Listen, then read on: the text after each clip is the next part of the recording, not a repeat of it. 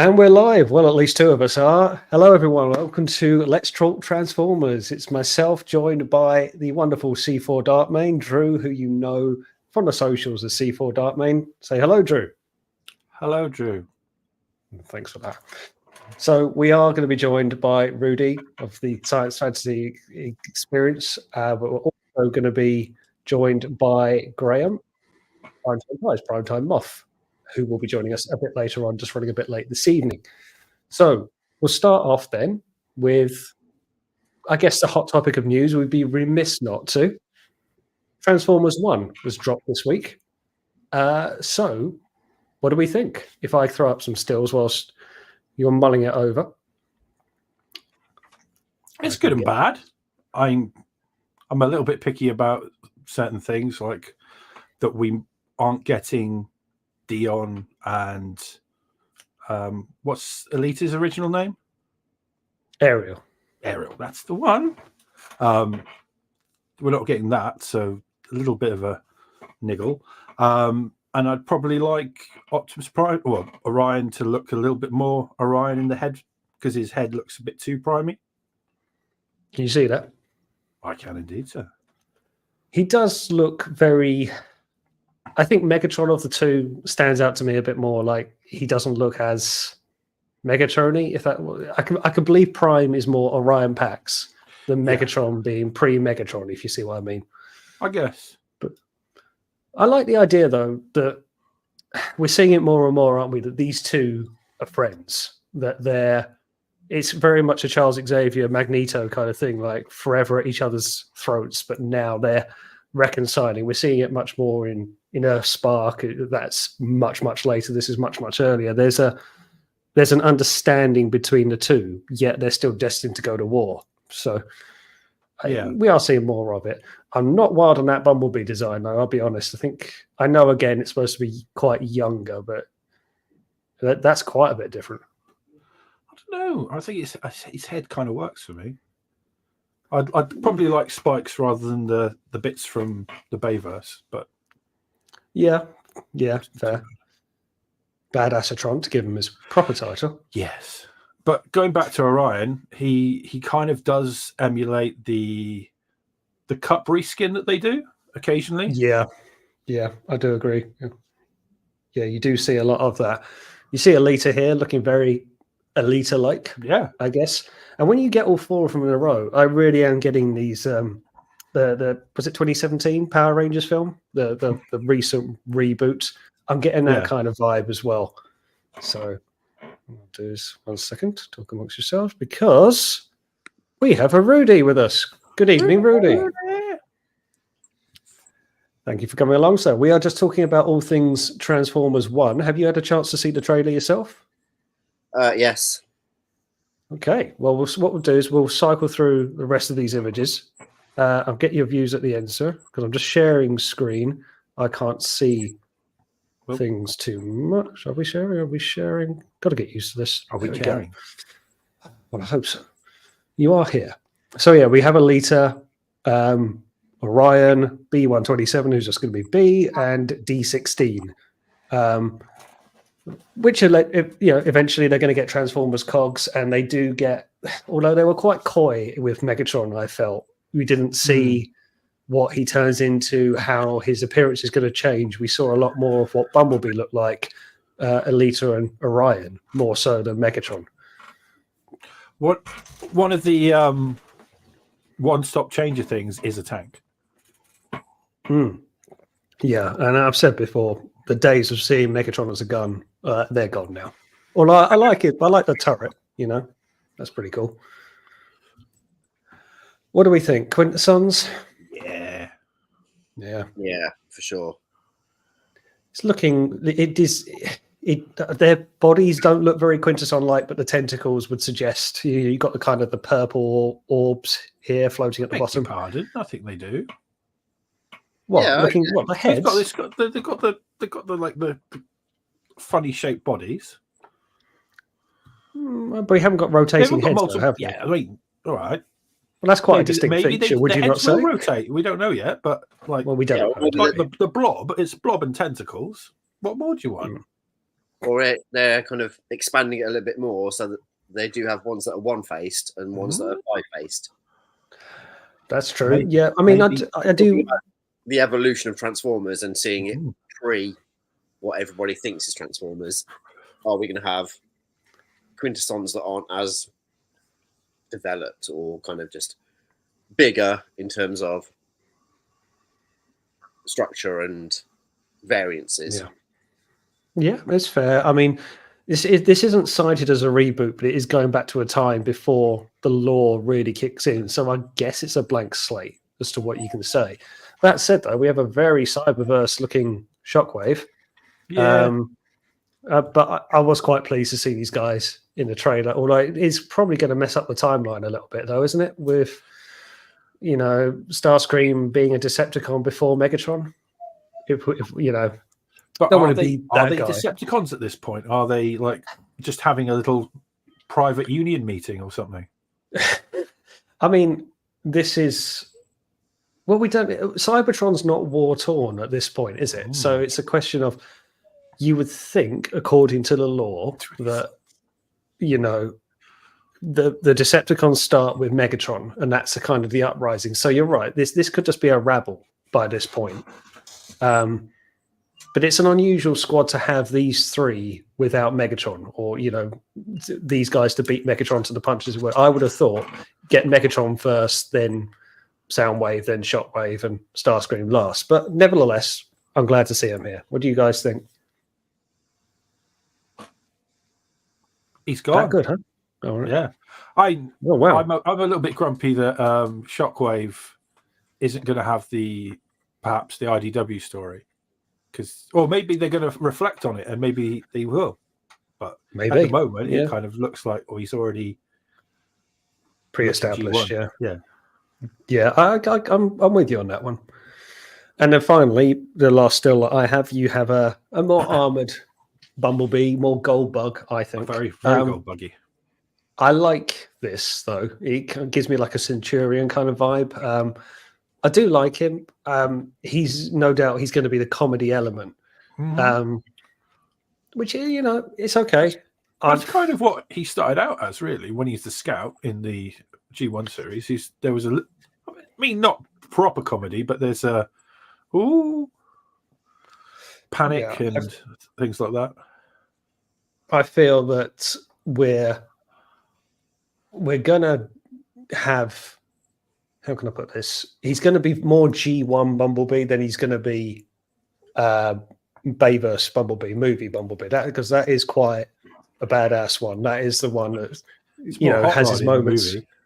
Yeah, exactly. And we're going to have sort of the plucky scout, as it were, more than anything else. But I mean, I'm open to it. I don't feel it's going to necessarily be the best thing. I'm not.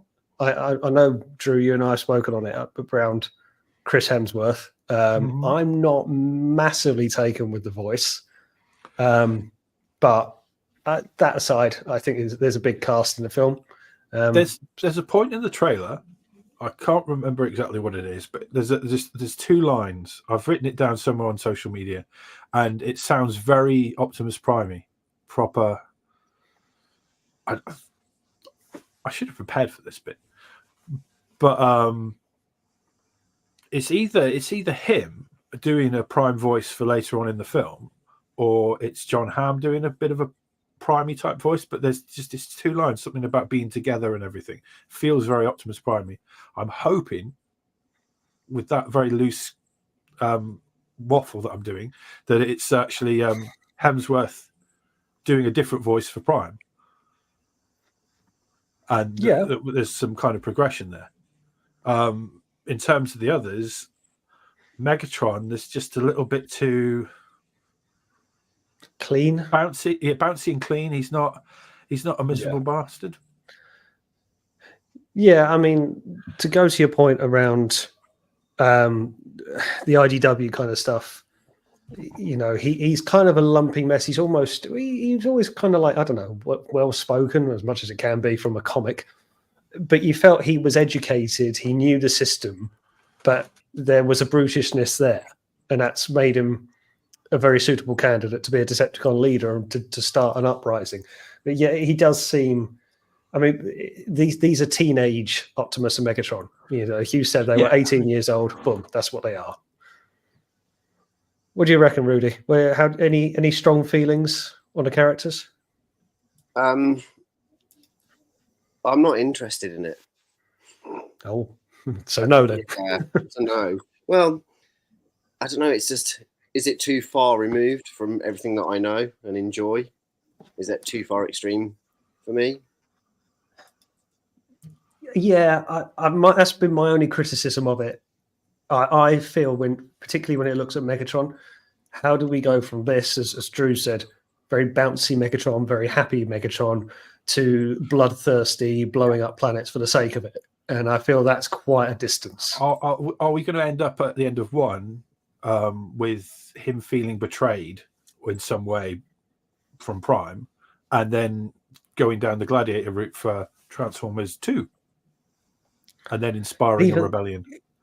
Even that, I love the backstory of Megatron as a gladiator, but how do we get to that from this? It feels very, very. It's very Pixar. I'm not saying that's necessarily a bad thing, but it's. You got to remember there is a. Could you? Yeah. Not successfully. I'm giving the. Yes, you could. Oh, okay. Well, that's made a great bit of difference. All right, so we'll move on from that being a hot topic, but yeah, it has divided some parts of the fandom. Just quickly, sir. I have quickly checked the YouTubes, and it's at the 2.23 mark where he says we are together as one, and that's a very Optimus Prime comment. That's what I was trying to get to when I was waffling. Oh, I see. Okay. Well, yeah, and he says, of course, there's more to us than meets the eye, so we're throwing it all in. But he's got a good cast to it, you know, big names to it. Can't fault the cast at all. I think they made some really good choices. Yeah, but Buscemi. No, what character is he playing? Is he playing? Is he playing that? Starscream. No, he's not doing. Well, he's almost got a squeaky voice for Star. That's a funny choice, Buscemi. Yeah, I can't say it. Lawrence Fishburne, I think that's a nice addition. Mm-hmm. Scarlett Johansson's Alita, isn't she? Yeah. Yeah. It's some big names. I'm intrigued. I'll give it a try, but it is quite far removed, and it's a funny thing to drop in. What is the 40-year anniversary, if you know what I mean? Yeah. Any other time would have been better. Don't get me wrong, I'm all for it. It's how I feel about, say, G.I. Joe and Star Wars. Anything that brings new fans to a fandom is always going to be incredible, irregardless if I like the iteration or where it's going. Irregardless, I like new fans coming to a fandom.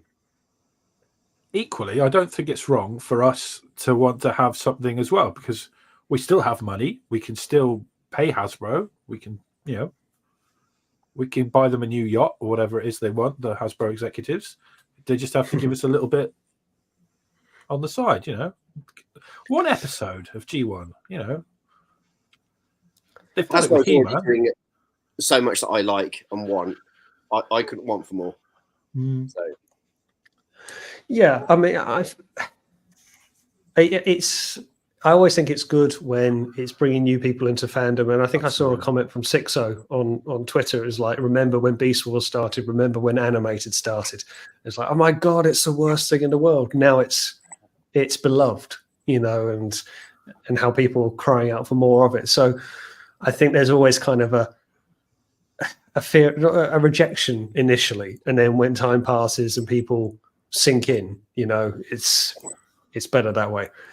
Paul giving the best update of the night, 1-0 to Arsenal. Thanks for that, Paul. Mick who are they playing against? I believe it is the Aston Villa. I believe, okay.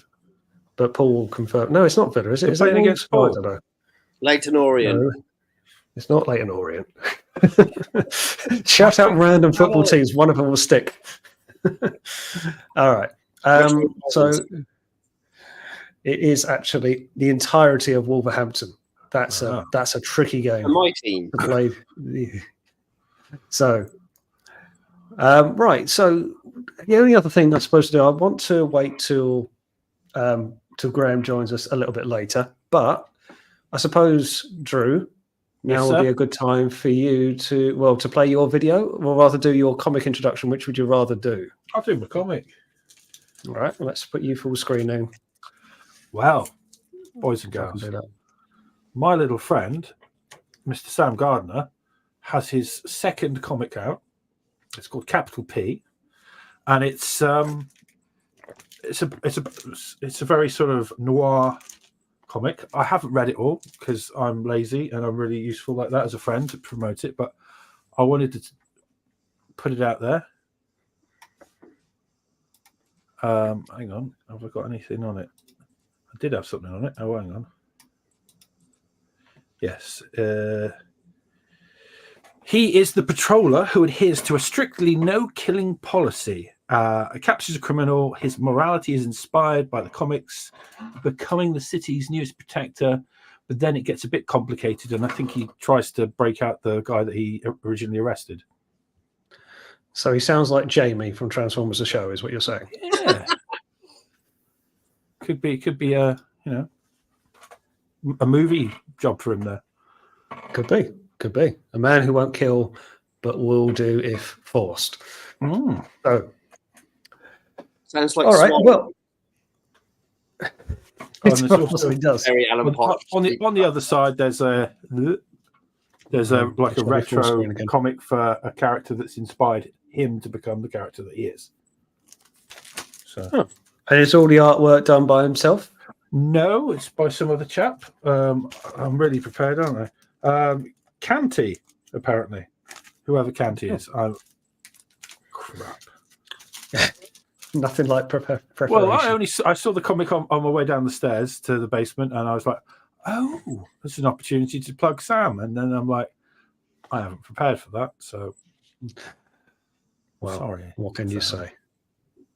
He's not watching, so he doesn't know I've plugged his comic. Well, I'm sure he appreciates it. And I suppose we'll have to show your video now. For those of you watching, Drew sent me a message when I said I was going to do another live discussion. And he said, I've got a little introduction video that I'd like to play on your live stream. And I said, is it going to get me cancelled? And he dodged that question. But I gave him free rein. So let's see what it's like. Meet Drew. Drew is having problems with his home insurance. But it's okay because he's using code FIRE1 and he feels epic.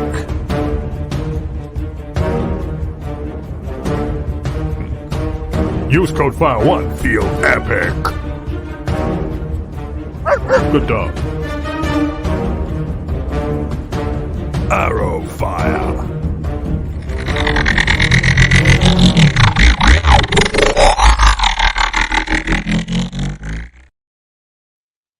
Uncanny. Wow. I mean, I've seen some things in that video that I wish I had never seen, but I suppose that's home cinema for you. Yeah. What do we? What? I was supposed What? to be Why? intro, mate. Not a little video in the middle.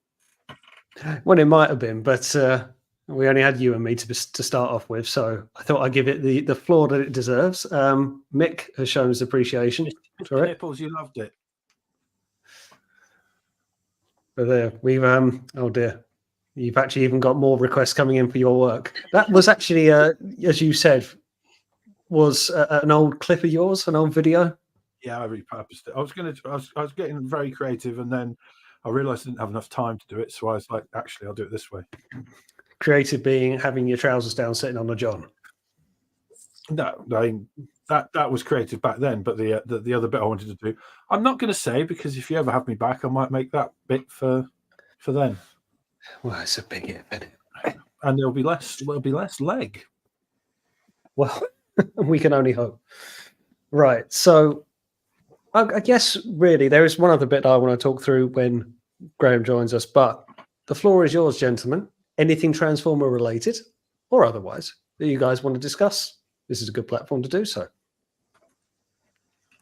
Transformers 1 has dominated the news. Is there any other pickups that you've had your eyes on? Skybound, maybe? About this. What is that? That is a Starscream of some kind. I got it from I've got one of Lidl's. those. Is that one of the tiny little ones? Yeah, from Lidl's. Yeah. I've got a What handful. were I they? think I've got like a Mini Master brands or Universe something. one. They came in a pack, and basically, I ransacked my kids' one. I got let them buy 2, and you get multiple different things. And I opened every little blind bag they had, pulled out the Decepticon, and I'm like, "Thank you. You can have the rest, whatever." Yeah, there's some like really like I've got a He-Man. As you can see, I've got a small child on my lap. It looks Oh, I more did like wonder a what was. small I thought it was just your finger. Yeah, I've got a Jeremy Beadle hand. Yeah, I've got like a handful of those. I got really lucky, like a G.I. Joe Duke. Yeah, there were He-Man. two G.I. Joes. There were 2 He-Men. I think they were in different runs as well. But you can get like some like other Mattel products as well as Hasbro products in them. Yeah, That's brilliant. it's 4 bots in the Lidl's multi-pack thing. Yeah, I love Evening, those Moff. tiny little ones. Hello Evening, there. gentlemen. How are we all? Yes. All the Well, best. some of us Yeah. are on time. That's all I'll say. Some of us get the wrong week. Never mind. Never mind about that. Never mind. You can thank Drew for reminding me. Yes. Yes, I'm organised. Yes. But anyway, so we have just been discussing, Mark, just to bring you up to date, we have been discussing Transformers 1. So gone through the stills, heard the gentleman's views. Floor is yours as well. What is your view on it, of the trailer, what you saw?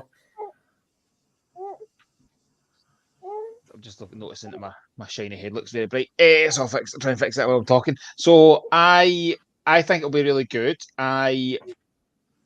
So for anything new Transformers, I think what's my kids' reaction going to be? You know, like I've got 2 boys, 11 and 6, and I wonder who's on the Transformers show being cheeky, eh? So I've got 2 boys, 11 and 6, and my wife. So we are going to be critical. Like we're going to always look and go, we have a perception of what we want it to be.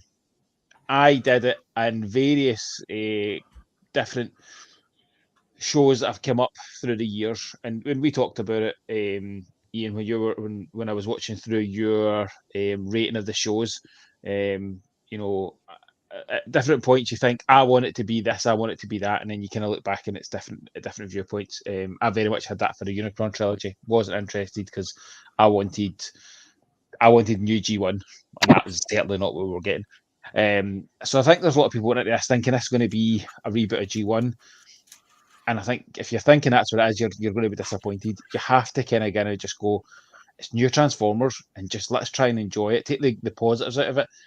So that's the way I went into it. But having watched my kids, the 2 of them were like, my youngest wasn't really interested. And then he watched it and went, oh, this looks great. And my oldest, his favourite show is the newer Robots in Disguise. So I have an affiliation. I love that show because I loved watching it with him. But he was like, this looks great. I really want to go see that. And my wife even was like, that was really fun. And then later in the evening, we start chatting about the trailer going, oh, by the way, that was really cool. And this was really cool. So I think, you know, I get 4 different viewpoints looking at it. But I certainly think it's fun. I think it'll be a good one to see in the cinema with a family. I don't see me buying the toys. I'll buy a Soundwave because Soundwave. And I didn't notice the Soundwave when I first watched the trailer. It was only seeing the clips, the screenshots afterwards. I went, oh, that makes me very happy. But it's a good thing for the franchise. Like, see, as much as there'll be aspects of the Bayverse that we think and go, oh my God, that's awful. See, if it wasn't for Bayverse, would we have the Transformers we have just now? I don't think so. Massively. Yeah, I think to that point, as I was saying to the gents, it's going to bring a new wave to the fandom. That's going to be people's introductions. It is a bit of a reset to a point, or at least a new introduction. So it's new. I said this to Drew actually. I think it's the sort of thing you bring your family to. Certainly, if you are a G1 fan from back in the day, and you've got family and say, I'm going to take my kids to it, that's going to be their introduction. It feels like that kind of full circle family film. I think, like you said, Moff. Agree. And I took the kids to see Super Mario last year, and they absolutely loved it. I would love it to be that kind of film. You know, it doesn't need to be. I know I'm never going to get the film that I actually would love to see. It's just not going to happen. Don't give up on Nah, yourself. Hasbro shouldn't cater to us. I don't really, in my opinion, I don't think they should. You know, adult collectors, real adult collectors, Ian, they collect Masterpiece and they collect third party and master and Takara. They're what cater to us. Their target audience is us. Any that looks at any Hasbro product says their main target audience is kids, is not kids, is crazy. I'm not saying we can't appreciate it. You know, I love a Hasbro bot. Like the new Sandstorm's stunning, but it's not. We're not their target audience. What their target audience is idiots like me who have got kids who I very much buy my kids Transformers because I want them to get it, not so much because they want it. I'll more often buy them toy Transformers kind of like, come on, let's play with this together. That should be great fun. And that's probably what they're looking for. They're trying to get it's nostalgia enough for you to want to buy it for your kids. You know, I've bought loads of toys for the kids that I've been like, let's play this together because it hits the right bit for me. You know, the Masters Universe Origin stuff, absolutely, that's what that started with. I remember buying a Castle Grayskull and just being like to the two boys, let's sit there and play with this, and it was an incredible experience. You know, that's what they're looking for. They're looking for parents to be buying it for their kids because it hits a wee bit in the parents' mind, but also buys it for the kids. So, yeah. I'd like to say though that my lad agrees with me on Megatron. He loves the trailer way more than I do, but yeah. You think he thinks Megatron's is too like bubbly? Too happy. Too agree. jovial. Oh, I agree with that. That's my only criticism was that Megatron should have gravitas and but that being said, how do we know he's not going to get to that? That's the only thing I keep thinking is, you know, it's just I think it's going to be a stretch, though, isn't it? Going from this D16 to IDW Bloodthirsty. That's my criticism. I also don't think Prime's voice kind of in the trailer. I felt as if Prime's voice had two levels. True. You know, it True, had that. You know, Prime becomes Prime. Imagine you are Prime where you're before your Prime. You're just a young bot, carefree, and then suddenly all this pressure is thrust upon you. Any of us would feel that way if that was your job and you're suddenly a manager or a boss. You change the way you speak, you change the way you are because you have to kind of lead people along. I think that's what will happen with Prime, and I think Megatron I feel as if this is a start of a franchise, and something will happen in this that gives that Megatron gravitas and gets him being a bit more cynical and angry, but it's just fun to go along the ride. Just that's the bit I keep going.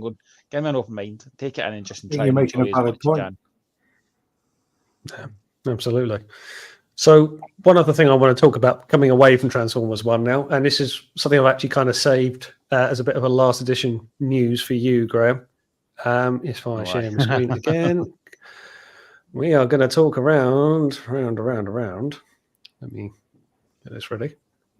Really got to get better with this. Sure. And there, if you can see it. We can. So, yes, you need to get better. Dear. You can see it, yeah? No. How about now? Yes. Hey. Oh. So, Graham, do you kind of want to take over this one because you're well, okay, I'll start then. So, Fans Toys Viper is coming in, one of the long-awaited aerial bots. But the update that really kind of dropped overnight or this morning is that there is going to be a manufacturing mistake. The color of the skirting armor is wrong. The correct blue transparent one will be included in the next figure, which is Jester, the final one of the set.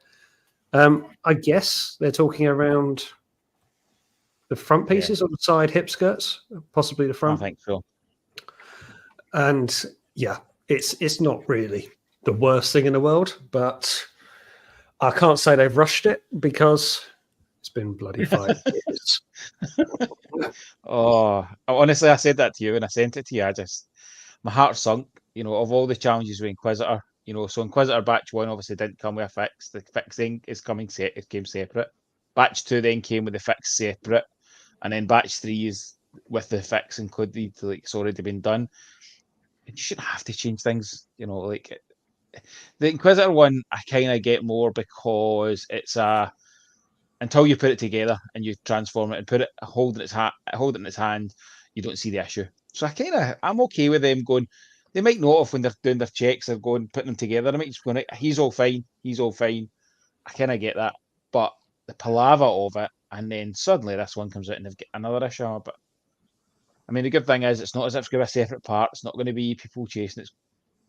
Realistically, people who are buying Viper are going to buy Jester. So you're not massively going to impact. It's a small thing, but the fact that people will have to change it themselves, and in the nicest way possible, there are people who, when they try and change it, they break it.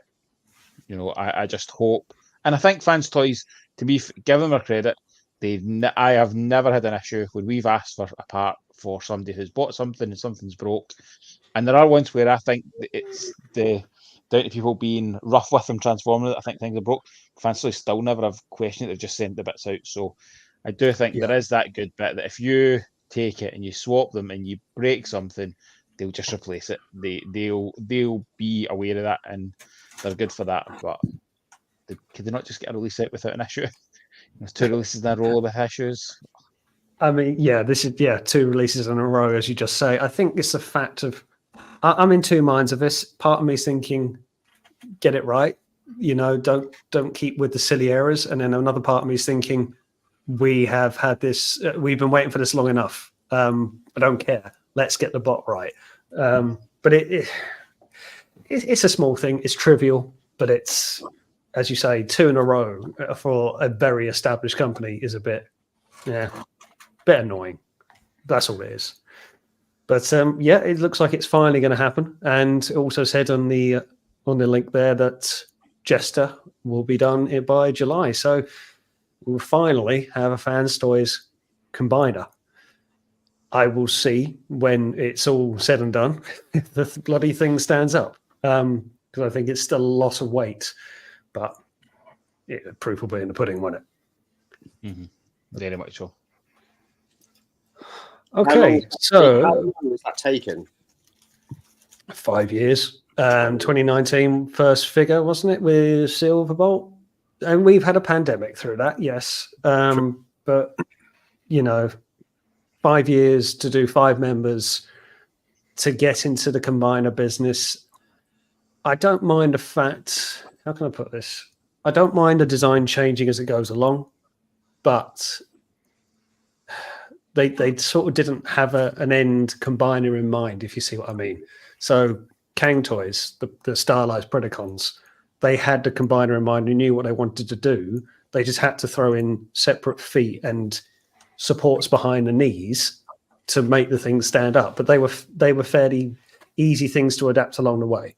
They decided to add 2 extra characters for the feet. For Fans Toys, they'll say, right, we're going to combine it. And then clearly stability was an issue. And I kind of feel like you should have had that from the outset, if that's what you're going to do. Yeah. Like I've said, and I think I'm going to be wrong, but I've committed this from a long way off. I've said that Jester and Viper, Fireflight and Slingshot will be lighter than Skydive and Air Raid. To make the structure, I think there will be less die cast, more plastic. I'm possibly going to be wrong, but that was my long far off decision on that, thinking if that's how you're going to prevent stability droopage, because the Fans Toys figures, they are full of die cast, even smaller ones, to hold 5 of them together and to keep poses and upright. So I thought they would sacrifice a lot of die cast just to keep the combiner set, whatever skeletal frame they use, because you think of it, it's 5 figures full of die cast. The skeletal frame is going to be full of die cast as well. That's a bit of an arse to keep the thing together.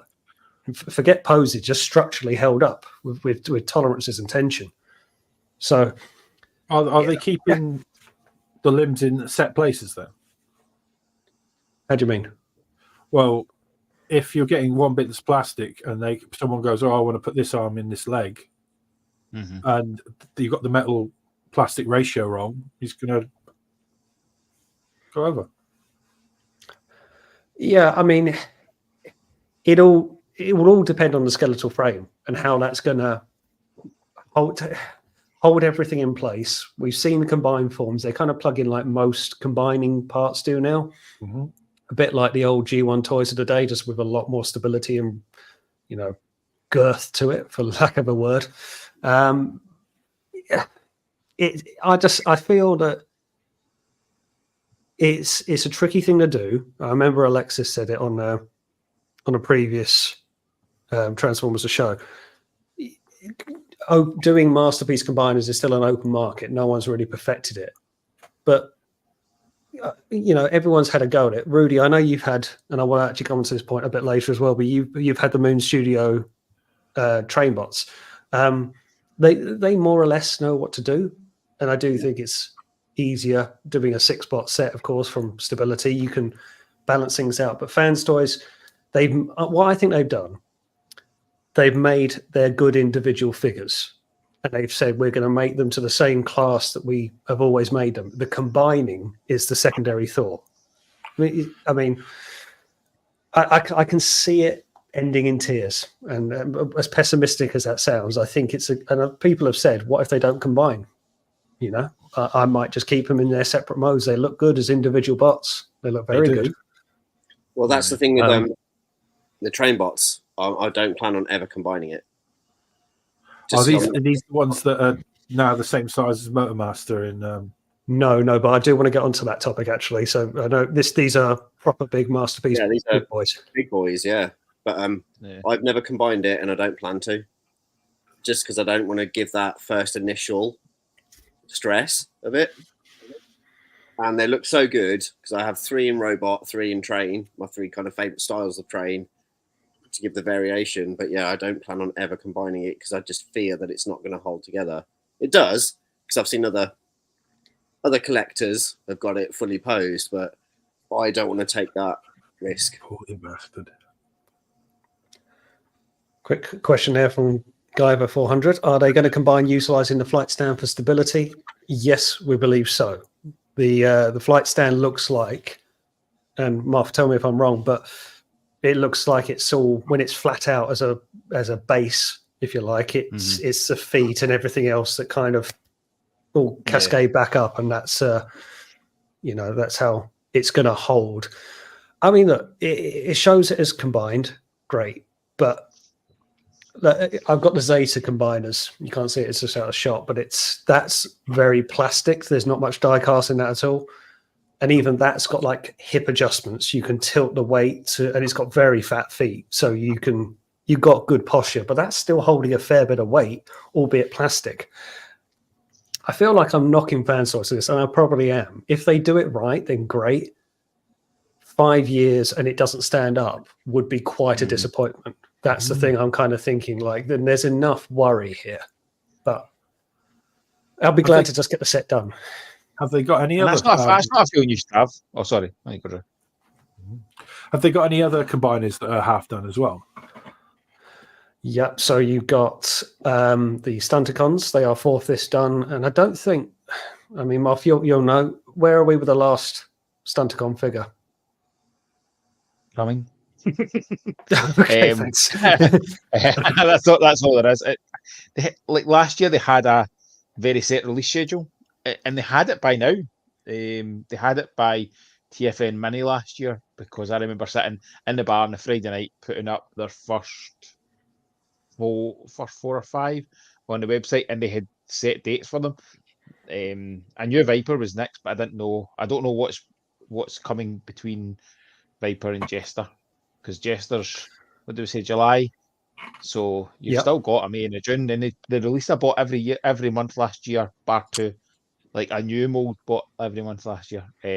We know we've got Sound Blaster coming. Yeah. What else? When are they going to drop stuff? Don't know. It's a weird one. They don't have that release schedule like they did last year. It might be Scrapper, and that's the only other thing I can think that's near completion that we've seen. And we can get into the Devastator Wars, but that's probably a conversation for another day because that's a long one. The other combined, they are to that point, Drew. They are doing the Stunticons, Constructicons, sorry, but only one has been. It's been shown quite near release. Two are up for order. Oh, two are up. Yeah, so Hook as well, wasn't it? Is it Hook?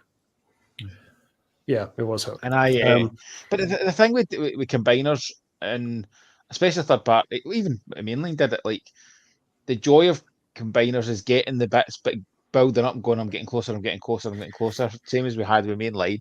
You know, I think about the MMC Predaking is like one of my absolute favorite bots, and that joy of the slow process and then getting going. Oh, I'm so close, and I got to the last two. And I did the same with, I got the, who did this? I can't even think what the Devastator one I got was. It was one of the very, very first ones. It wasn't Make Toys. It was the other one. Hercules, was PSC it? Toys. Yeah, Hercules. See, when I got to the end, I kept them. And I was like, I'm not opening these now till I've got. And it wasn't a long wait. But imagine you started that with the aerial bots. You're sitting going, I've got two. This third one, I'll wait to the next ones. The joy of a combiner is you want to see them combine. You want to have that experience. If I had been in on these from the beginning, I'd be sitting going, I'm a bit scunnered if I'm as excited for them almost. I would have lost a bit of that. So I think you're right, Drew. Yeah, I was going to say, is it commonplace for the other third-party companies to have multiple combiners getting ready to be built at the same time? I would say no would be generally. Masterpiece combiners are somewhat few and far between, but if you get ones who are tackling them, generally they do one set and finish. I think MMC might be the exception to that, but I don't think you wouldn't get Zeta tackling two at the same time mid-release. And I think that's I know Moff and I have spoken about it a few times, you know, and I know other people have said it with the Fans Toys Constructicons being shown. They'll say, "I'll get it when you finish a combiner and we know what we're dealing with." It's a lot of money to put down and get into a set if it's not going to finish right. And I think like Martha said as well, and I've said it as well, the last thing you do with a combiner team typically is combine it. It's generally you get all of them together, assemble. Unless you're Rudy and you like trains, and that's fine. But if you generally you combine them. And that's what you can do when everything's there and you can put them all together. Imagine 5 years and yeah, in a nutshell, yeah, that's kind of what it is. Say again? Can you take it out for food or something? Well, you could. You might get some weird looks, but yes, you could. Right. See, you could still do something else with it. I mean, when in Devon, but you know, you put them all together and imagine the disappointment if it doesn't stand up. If you've spent all that money and all the 5 years and you get the combiners, you put them together, you would feel quite dejected, quite disappointed. So that's I mean, you've got the fallback with the Fans Toys ones is that they look good individually, but I think if the last thing you do is combine them with your full intention to have them combined and it doesn't stand up or it doesn't go as you want, then yeah, that could leave a very sour taste. We also have a question there about Computron. Any recommendation? Scramble City style. Scramble City style? How do you mean? Well, it's kind of like scrambled eggs, I'd imagine. Well, I think it's nothing like that. It goes back to your point, Drew, of like, for me, those original combiners out with Devastator, obviously, the ability to swap the arms and legs was like I never had a complete of any of them. I had a bit of Devastator, a bit of Bruticus, a bit of Menasor, a bit of Superior, and I just put them all in. I'd like a handful. I'd kind of mix and match, but that was good fun. Like I think that's a massive, or it was a massive play factor. So if I think about it, I believe my would parents... I have ever looked at a picture? Would I looked at a picture and went, "This is exactly how Devastators the Defensors might look," or Superior? I would have put them in my bit. So when I'm getting that third party, maybe I'm looking, going, "Well, I want to have them in that, X combination." So Yeah. you can't do that, like you said, and you're struck with these two are the arms and these two are the legs. Yeah, you can swap across, but it doesn't give a full bit. It loses a bit of the genius of the And the original joy. toys.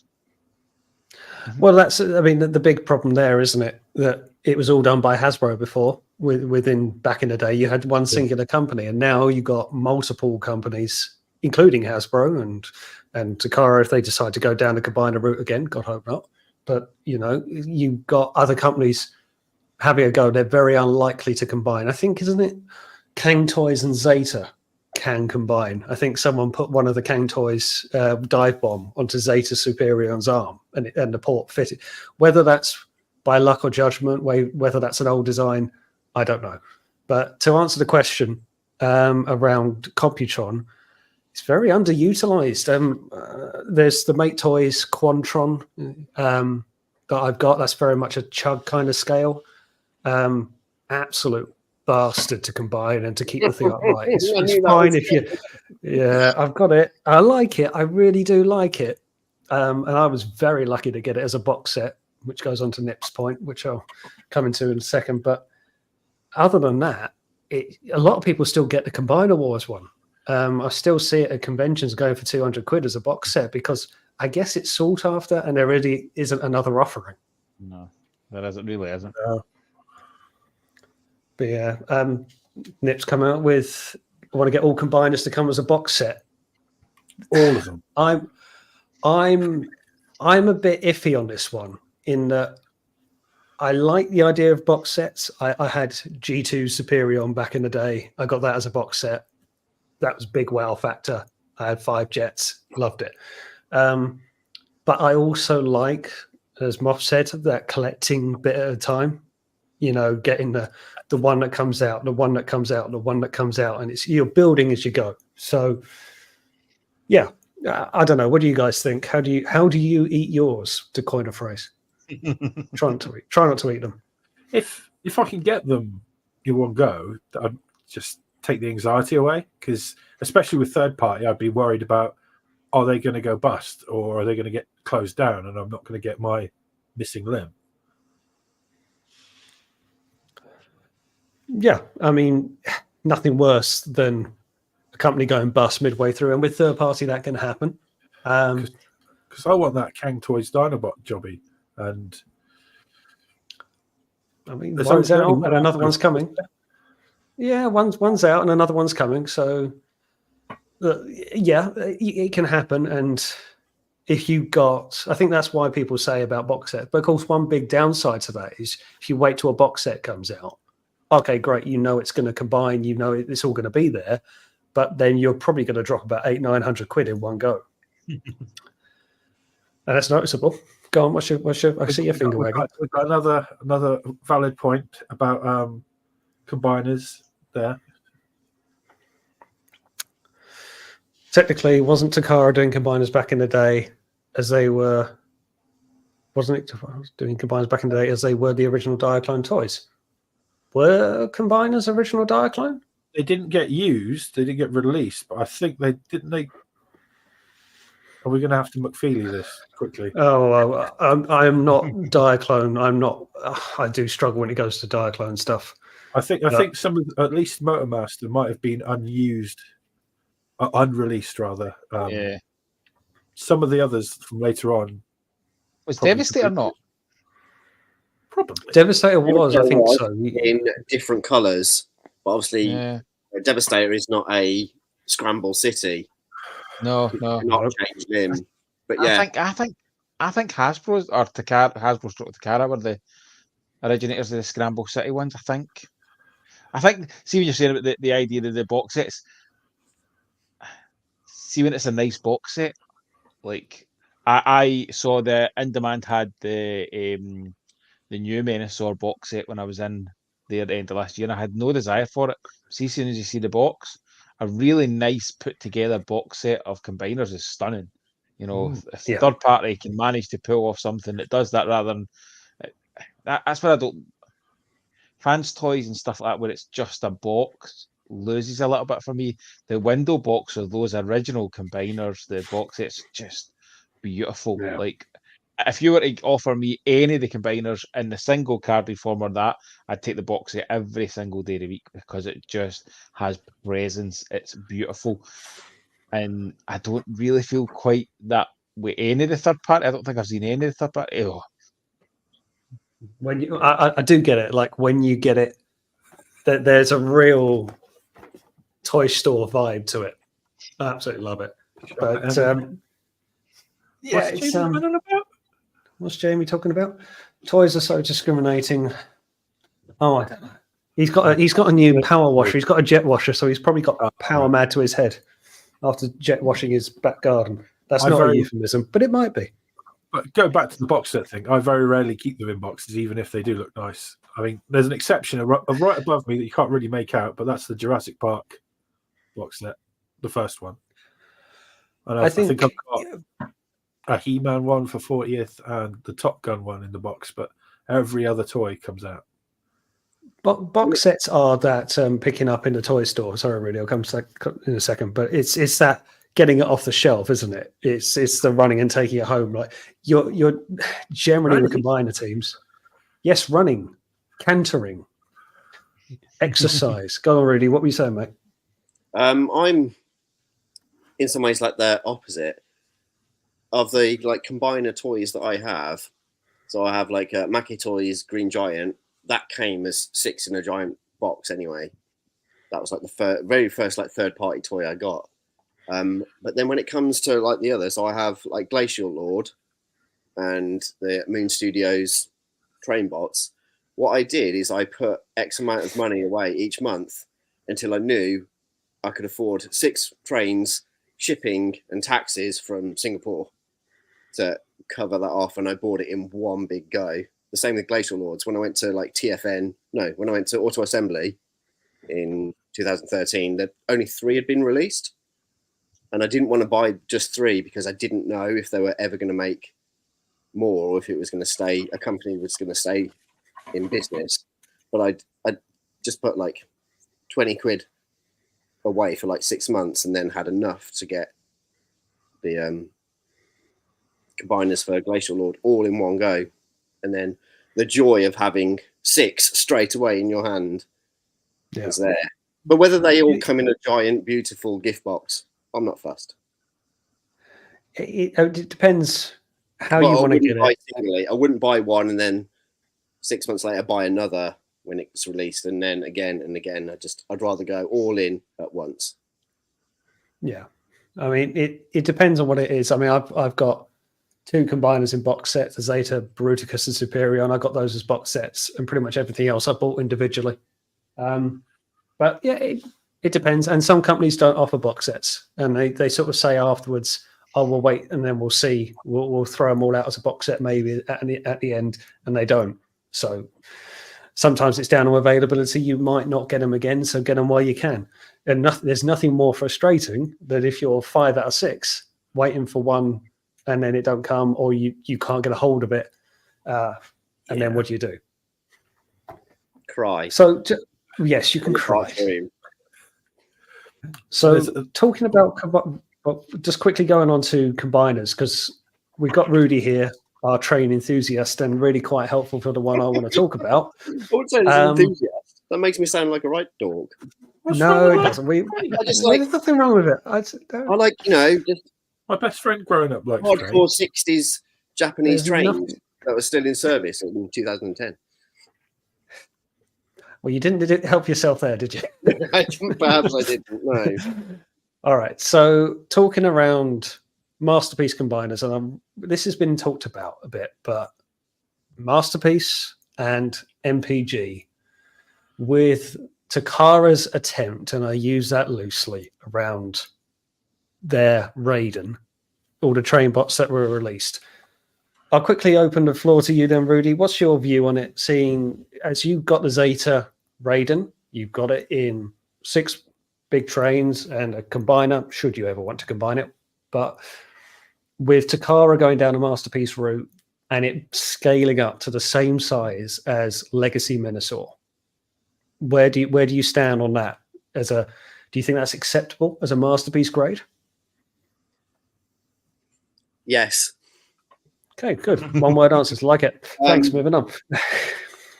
To obviously flesh it out, it looks. Oh, I was almost going to swear then.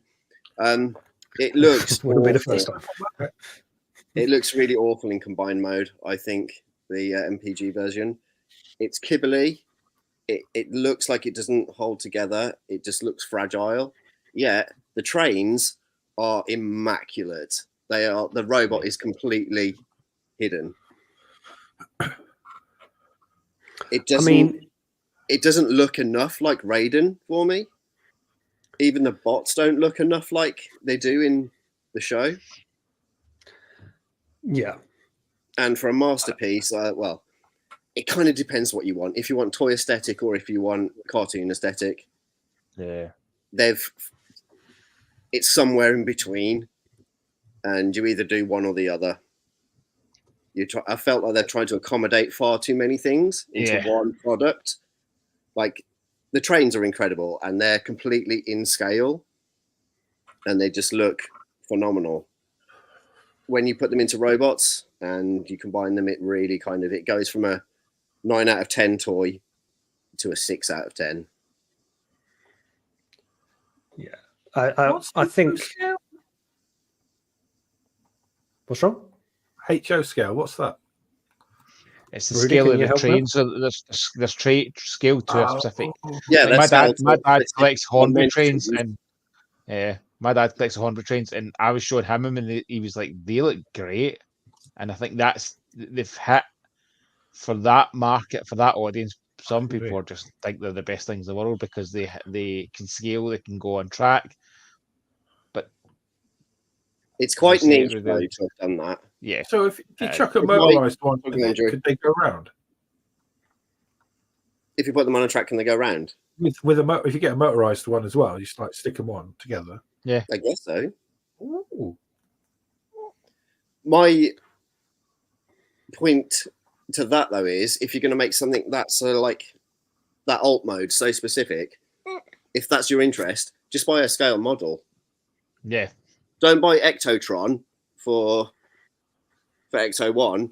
Just buy a die-cast model that looks exactly like the thing with no panel lines. Yeah, but in terms of saving space, I like to have Ectotron, so these both, so that I can go pop him there or pop him here. And So I've just gone and trounced the internet to find it. This is the image that I've said that this is Masterpiece Raiden, all combined up. I believe that is. Anyway, at least this is how I'm shown it. Yeah. I'm shaking my head at the scale of it. And then you got Legacy Menosaur and the core Volcanicus. I mean, to me, to the point, as you say, Rudy, you put it together, that's not exact. That just doesn't scream Masterpiece grade for me. And I think this is what I want to kind of bring up towards for the rest of the chat. How do we feel about this being the format going forward, if indeed it is? I'm not saying it's the end of Masterpiece. I don't necessarily think it will be. I think it's going to be an addition too, but this is the first time Takara has gone down a route of combiners. For me, it hasn't worked, but I don't think it's going to be the last. I think they'll try something else again. Are we going to get more stumpy combiners? Are we going to get a stumpy Devastator? Yes.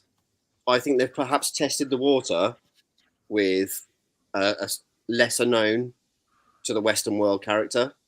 So if they balls it up, it's not too bad. But if they're doing, a legacy character, like a well-known, beloved character, and they balls it up, it's not gonna do them any favors. But yeah, I think they'll try and go for that toy aesthetic. That's why I think Raiden works in terms of toy scaling with Menosaur. Well, do you know what bothers me as well is the fact that, if anything, 6 team sets will be bigger. So I'd expect Raiden, Devastator, Piranacon to carry that bit more size because they can do so. Stability shouldn't be an issue here. Build shouldn't be an issue. You've got 6 members to do what you like with it. Maybe 5 team sets, you'd have to allow a little bit of leeway because one's going to be a torso, and unless it's going to be twice the size, it's going to stand out. So, but I just kind of feel like if if that's what you're going to do with Masterpiece, and if that's what you're going to do with 6 figures, what are you going to do? Like if you did a Defensor, Computron, it's just going to look, it's not going to look any better. And this is going to sound derogatory. It's going to look at no better than a Combiner Wars, a chug figure, but it's going to be given the title of Masterpiece. Who's doing the Leo Kaiser in the smaller scale? What company's doing that? That's So you've got like and it's Iron Factory, isn't it, in the Legend scale? Yeah, but that build on that, I haven't got them. I think Alexis has. I think they're actually built quite well. They look quite sturdy, particularly around the legs. I mean, it's different companies do different approaches, but Takara, who have done good Masterpiece figures, should do better. But it shows that they're not ready yet, I don't think. But what do you guys think around Masterpiece and MPG? Do we feel this is going to be the norm? I feel like they've ballsed up Powermaster Prime's trailer with their arms being far too big. Yeah. Yeah, I agree with God that. Jinray is like one of my all-time favorite characters. Super God Master Force is my favorite iteration of Transformers, and Powermaster Prime, or even with Apex armor, is the greatest toy of all time, hands down, irregardless of being the best Transformer of all time. And it's so out of proportion. The red arms on the truck trailer. It upsets me. Yeah, That's my stance on MPG at the moment. Can tell. I can tell. There's a whole bunch of third parties out at the moment that are hiding the arms far better. Yeah. It kind of feels like those arms are trying to copy the old toy because they kind of stuck out there. But if we're getting Masterpiece, surely we want the best possible version. Mm-hmm. And it didn't stick out in the cartoon, so I don't want to see it on the toy.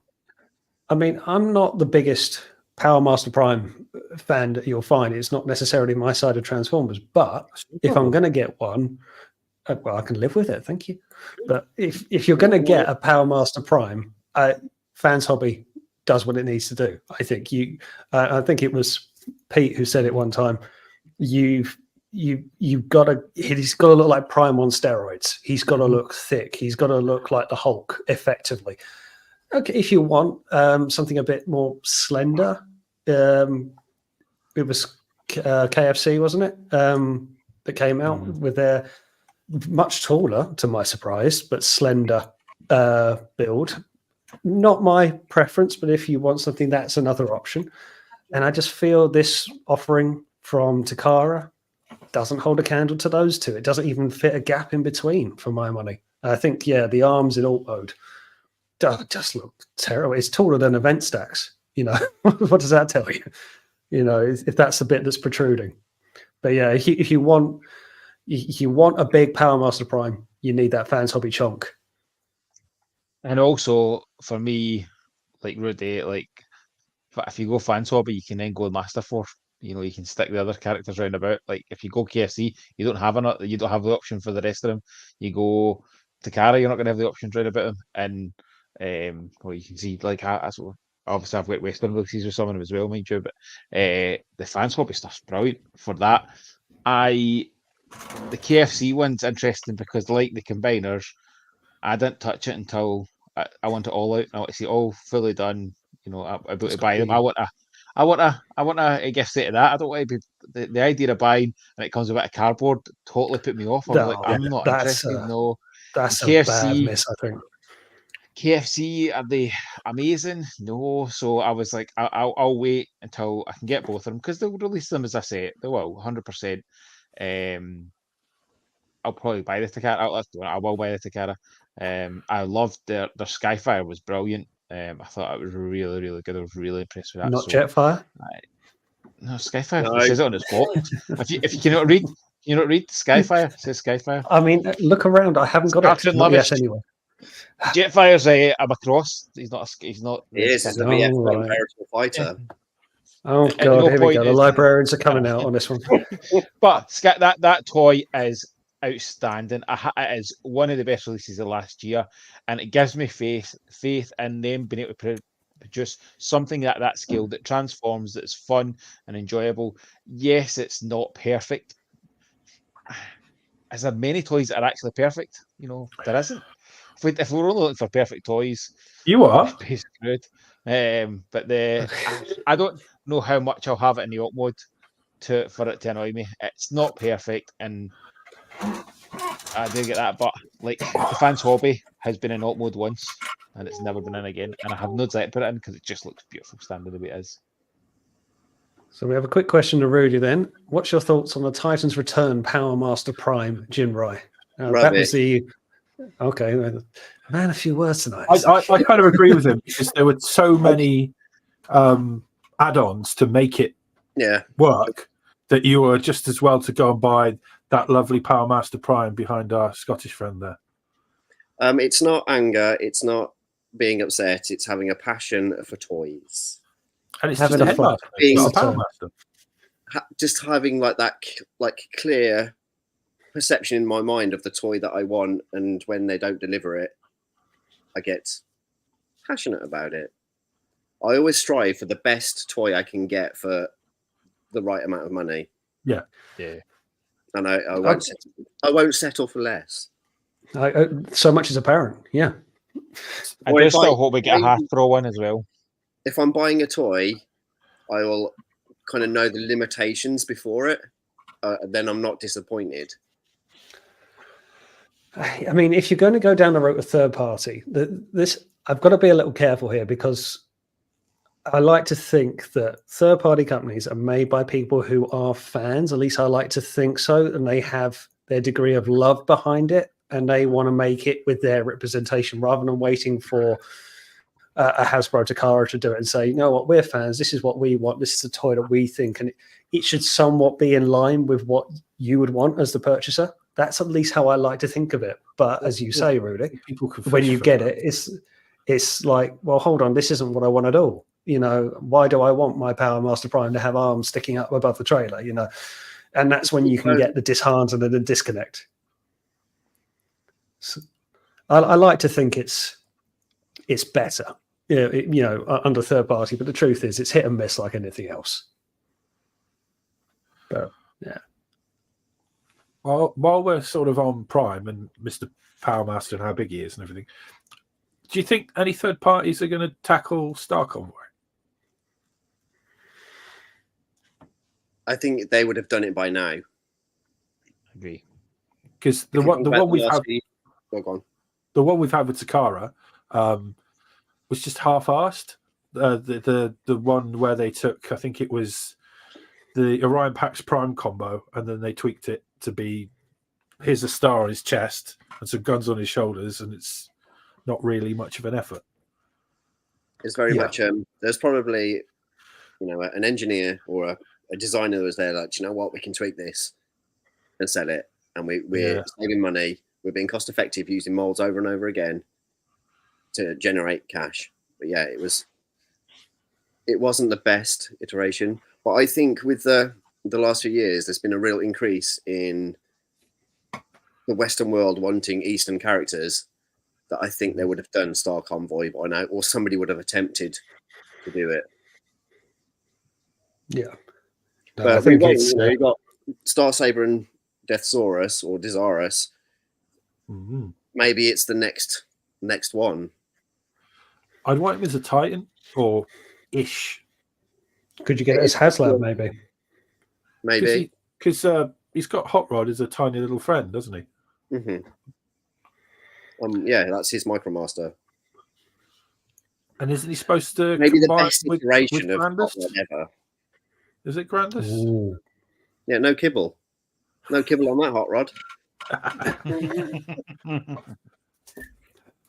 All right. So, I mean, putting the sake of Takara Masterpiece scale, to put that to bed, I don't know. I don't think it's going to change, but I don't think it's the last we'll see of this MPG line, and I don't think it's going to be the last we'll see of combiners either. But I think for the meantime, if they are moving to a smaller scale, I can see third-party companies just kind of clearing up. I can see the likes of I don't fans' think toys. we're moving to another scale. We've got Rhinox coming. We've got enough stuff we know of in the pipeline that I don't think they're moving to a new scale. Like I'm 100% convinced that the Power Master frame that's coming is essentially what they did with the Missing Link, where it's the same, core bot, but you can buy it with or without a trailer. So if one's masterpiece, the final masterpiece, the other one's the same scale. Like it's not as if they're going, this is one bot and this one's smaller.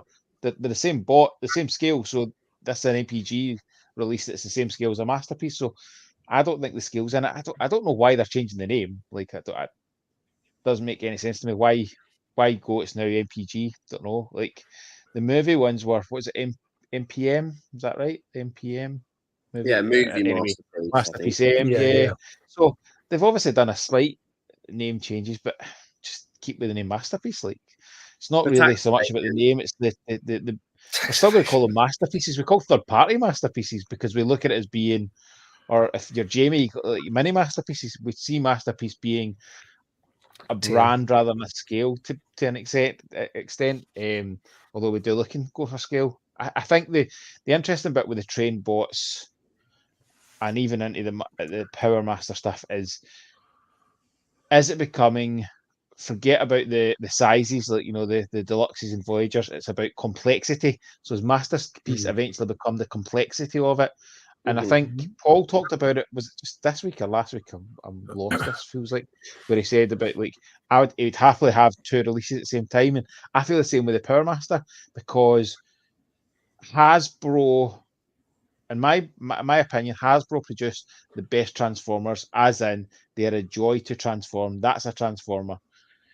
I think third party produced the best alt mode or single mode. Like they're not always a joy to transform. Sometimes they're horrific, but they can look brilliant in both modes.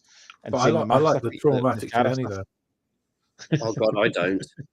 No, I'm The with sense of you. accomplishment. I could put it on my CV. Some of them I've had to transform for us to sell, and I can tell you, like the worst toy I've ever owned for experiencing transformation was the Purple Potato Lemon Tree Shockwave. It was I quite happily quit transforming toys after that. It was awful. However, it is one of the most beautiful alt modes ever. Like, see beside the HasLab Unicorn, it is gorgeous. But I will never, ever, ever, ever choose to transform one of them ever again. It was awful. I mean, I'll just pick up on that. Worst one, still to this day, Defamation Space Seekers, the Starscream, and Thundercracker. Yeah, absolute pure garbage. They're not terrible, but tell me how good they look. They look stunning. Oh, they look fantastic. But tell me, do I feel like that after 10 hours and sore fingers? No, I don't. It's I'm questioning my life choices. But going on to choices, Paul, I believe, when he's not watching his beloved Arsenal, is asking, if you had to lose one scale, Masterpiece, Legends, or Mainline, which one would you drop? For me, I would drop Legends, but I would say that. It's never appealed to me. I very briefly tried. I like some of them, but I don't like enough of them to I couldn't imagine my entire collection being Legends. I think some look good. I do like Iron Factory's style, the samurai kind of style. I think the Stunticon sets look particularly sharp. But could I have an entire collection of Legends? No, I want the big stuff. If we go back to G1, the first line of everything, your Legends were the mini bots, really, and that's kind of where I like it because they're not another. Well, here's Optimus Prime in this scale, and here's Optimus Prime in this scale. I don't really need to buy that. Give me different tiny people. True. What about you, Rudy? What would you keep, drop, shag, marry, kill? Well, I would date. Masterpiece. In all seriousness, I would keep Mainline because I think Mainline has developed considerably in terms of engineering, aesthetics, character choices. It's a tough one between MP and Legends. I barely own any kind of Legend scale figures. Because I'm an adult collector now. I like things bigger. Wow, that's really weird. So So obviously, like I like 6-inch, 7-inch action figures. I like larger bots. I have Masterpiece figures, but the last official Masterpiece I bought was MP Tracks, and that was drivel. And yeah, I got that recently as well. took it away from me. So would I lose MP because I'm no longer interested in it? I've got all the ones that I care about. Or do I, because I've never really experienced Legends, can I just drop it because I have no experience of it? But then again, do my Action Toys kind of GoBots, do they count as Legends because they are smaller, but they are in play of Masterpiece technology? And GoBots cannot in any sense be called Legends. Like, even as size, just they words not go size or reputation. I mean, for the sake of this conversation, we'll scratch up on the record. Fans get with how much better GoBots are, so I can understand your point of view. I mean, what are you doing to my channel, Rudy? Why would you sabotage it from within? Well, I like to make sure that GoBots are represented in the correct fashion. Well, it's been a lovely tenure that you've had on the show. I have two GoBots in my collection. So I come with a baby, and my lighting in my house has gone. I'm muddling through your stream, mate. So, I mean, Moff, there's no point really asking you. You're not gonna drop MP, and you're going to be quite happy with mainline. I don't class myself as a specific collector of anything now, like, because I don't think there's any point. I think it limits you as well. You know, I've got outstanding Legends, I've got outstanding Masterpiece, and I've got outstanding mainline. And also, you know, as much as I slide with GoBots, like, I collect loads of toys because I'm now in that phase where I'm just like, I just collect fun toys. If it appeals to me, I'll buy it. You know, I went to the toy fair the other week, picked up some G.I. Joe, I picked up some Starcom, I picked up some what else did I pick up? Some Ghostbusters, I picked up some Mask. It's just enjoyable to pick up fun toys. And some of the Legend stuff has been brilliant. The recent Legend, or not recent, it was kind of a couple months ago now, the Metroplex is brilliant. Like, it's a great fun toy, and it very much opening up felt like opening up the original toy more so than the mainline Metroplex did. As I said, I already said, mainline, I have more mainline than I have anything else because they're a joy to transform. Like, I'll never sit down as a fiddle bot and pick up a third party, whether it be Legends or Masterpiece. I prefer Masterpiece transformation than I do Legends, just because I have adult hands and I don't like the fidgety. You've got massive Masterpiece collector hands, big hands. Yeah. I don't enjoy the try to transform the Legend stuff. I find them really too, like, the small panel changing them. I'm just like, this is not fun. That transform is done. There's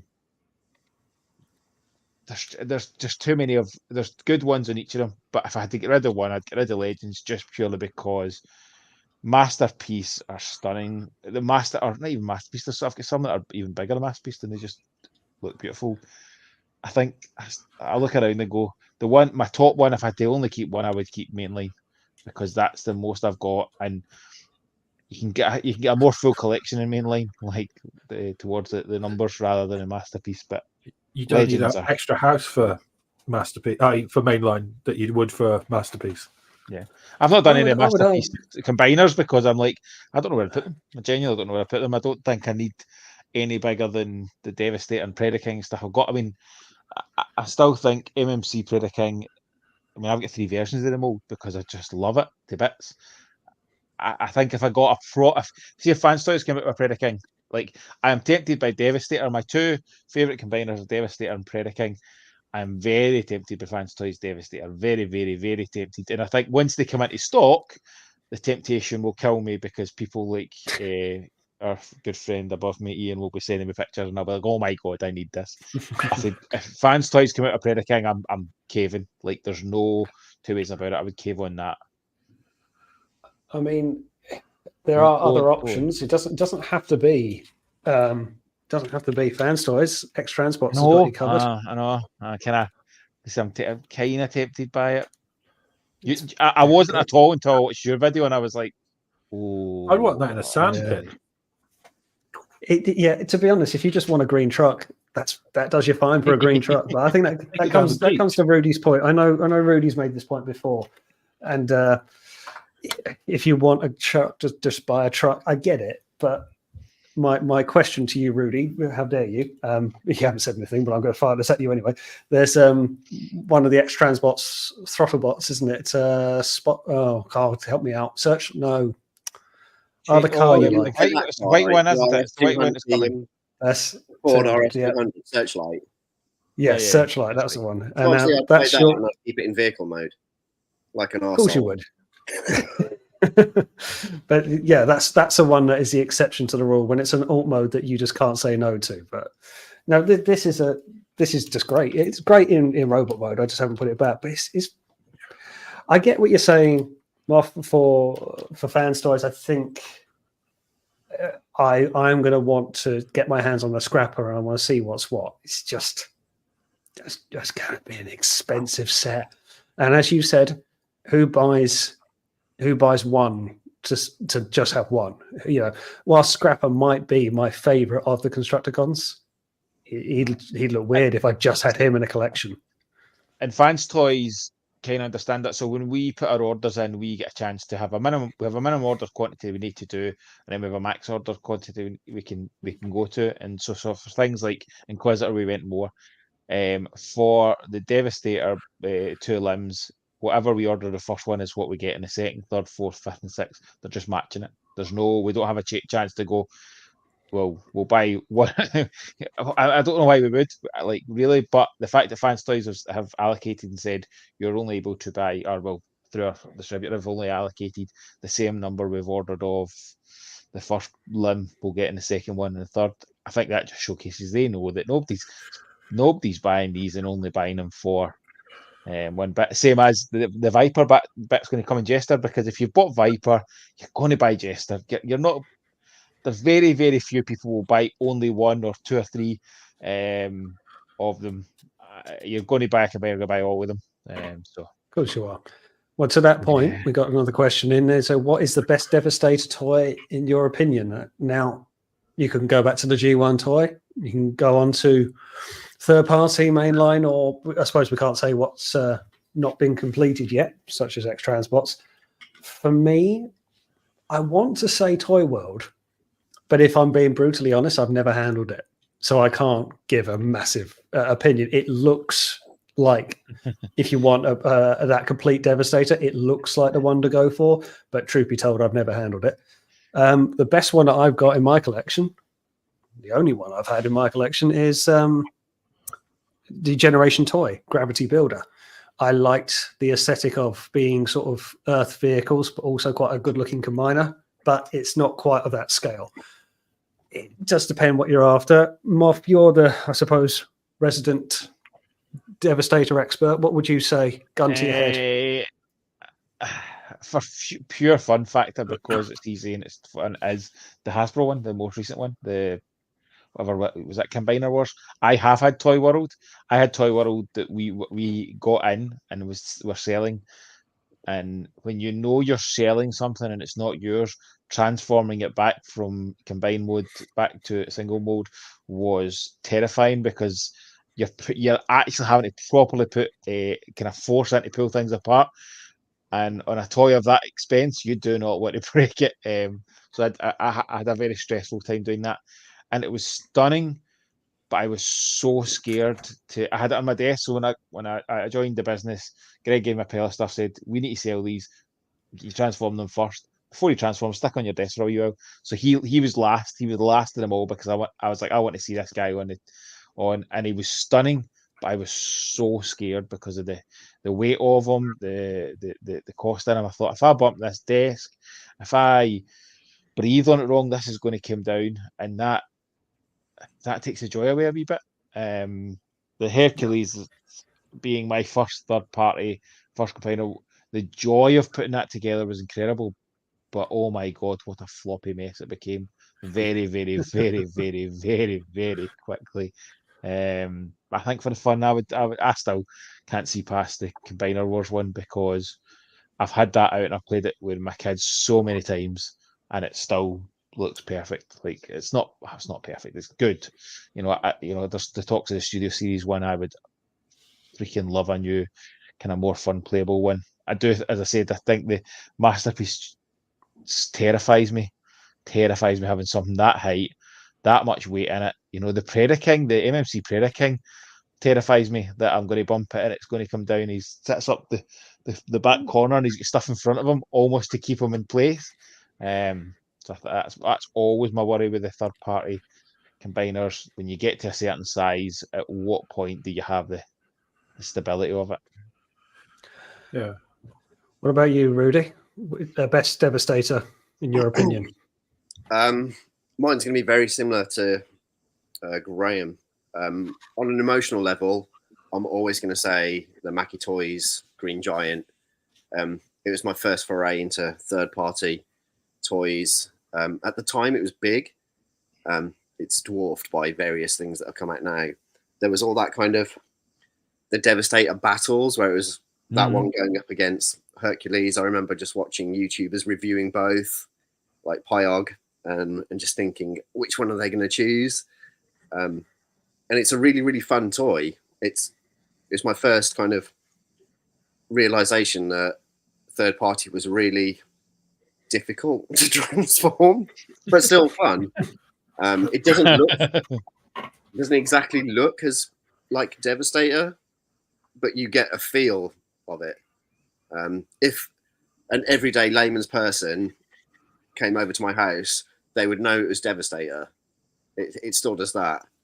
But it's just it's a joyous. I'd still pick it up now. Like I remember watching those reviews and being like, I think I've backed the wrong horse. But I think if I saw it now at the right price, I'd buy it now because it still has something special about it. It's a really lovely shade of green. Out of all of the Devastators, it's one of the best shades of green. But I've never owned Combiner Wars Devastator, but my friend who is also a collector does. And when I went round to his house and saw his collection, I was like, wow, it's incredible. It's massive. It looks like it does on the screen. The fact that the treads on either, one's purple and one's like green, matches the show, whereas Green Giant, the treads are black. I like stuff like that. He had the add-on kit to make Mixmaster look more like a cab for his foot. And when I saw that, I was like, oh, okay, it's really cool. So I'd say perhaps that is the best. Yeah, and I don't think that money, if you got it when it came out, it was probably semi-decent. I think going, as you said, with the shade of green, that's my only drawback with this, is I feel this is very lime green as much as I like it. And I think it matches the G1 toys, but I'd like it to be a stronger green, but I've said that before. Go on, Drew. What do you reckon? And your favourite Devastator? I've never really popped my Devastator cherry. I've never had the privilege of owning one, but I am quite partial to the one I think Mr. Bisto Yeti has. I think he's shown one off in his videos. I don't know what it is. I think it might just be an oversight of the Combiner Wars one, but that's the one I was quite pointing towards. I'm trying to think now which one he's got. I can't think of it, and he's not around to ask. But so to answer the question, then, have a look. I think if you're going to pick a Devastator, it does seem like the Combiner Wars one and does still hold up today and is still beloved by many. So I don't think you can go wrong with that. But as Rudy said, if you can get it for a good price nowadays, that is as much a problem. Like I said around Computron, I think combiners, whilst I love talking about combiners, they can be a little bit of a pitfall. If you can't get limbs, it's a problem. If there's no other iteration, that can make them expensive. Combiners can be really interesting to talk about. I love a combiner as much as anybody. But then I think when I saw at TF Nation just gone, the Computron set of Combiner Wars going for 200 quid, I thought, I mean, I can see, I'm not saying I agree with it, but I can see why. But at the same time, it's a shame that it would cost that much. But that is a problem with combiners and what you can have. Paul's pretty good now. Now we're at Arsenal 1-2-0. Thank you, Paul. That will make the episode a grandstand. But we got third-party question. If you could have unlimited bots from one company, who would you choose? And you can't choose Fans Toys. Well, bloody hell. They're setting a criteria. It's like... Is by unlimited, are we going past ones they actually have already made?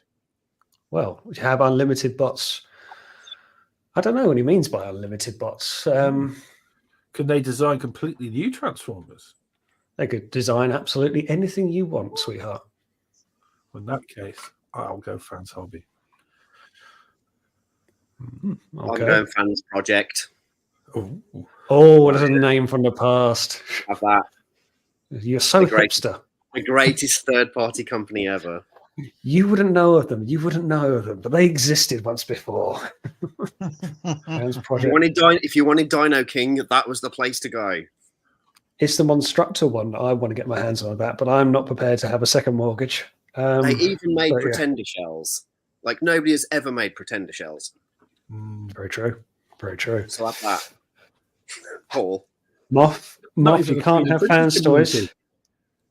I wouldn't have Fans Toys anyway. Fans Toys wouldn't have been my pick. I'd be close with Drews. Come with me. I think I would go. No, I'm not silly. I think Fans Project. I thought they were brilliant. Like I say that, and then I still love their versus our friends in Rumble. Like I absolutely love those little figures. They just have always made me happy. I think I'd go Transart. Transart or Fans Hobby would be my two choices, and it's hard because I'm looking at the Fans Hobby Armada Megatrons over there, and it's stunning. But then I look at the Transart stuff, and I just think they're just beautiful. Like, look at the color shading on how they put the color through on the Transmetal stuff. Think if they did some G1 stuff, like, it could be spectacular.